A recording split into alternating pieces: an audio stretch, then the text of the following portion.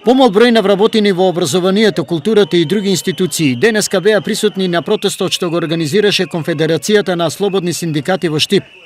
Се работи за снегот, обструкција или незаинтересираност. Значи се закажуваат состаноци се закажуваат работа, значи во сабота и тоа е од вчера за денеска. Од оние што беа, не повеќе од 500, многумина не веруваа дека нивните барања ќе бидат прифатени од владата. Нема слух во ниедна влада. Не само во оваа, во ниедна влада нема слух за наставниците. Тешко. Да се надеваме, може би сега ќе им текне нешто. Да се освестат веќе еднаш. Не има многу просветни работници. Си го бараме достоинството.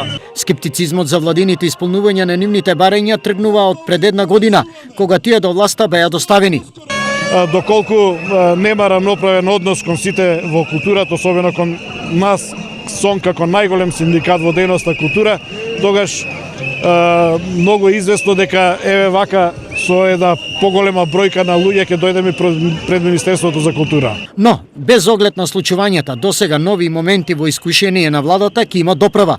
Колку во наредниот период владата многу посериозно не ги свати нашите барања и не почне да ги решава, тогаш најверојатно ќе биде во западниот дел на Република Македонија. Централен собир ќе биде во Скопје или можеби ќе нема централен собир, можеби тоа ќе резултира и со генерален штрајк во јавниот сектор.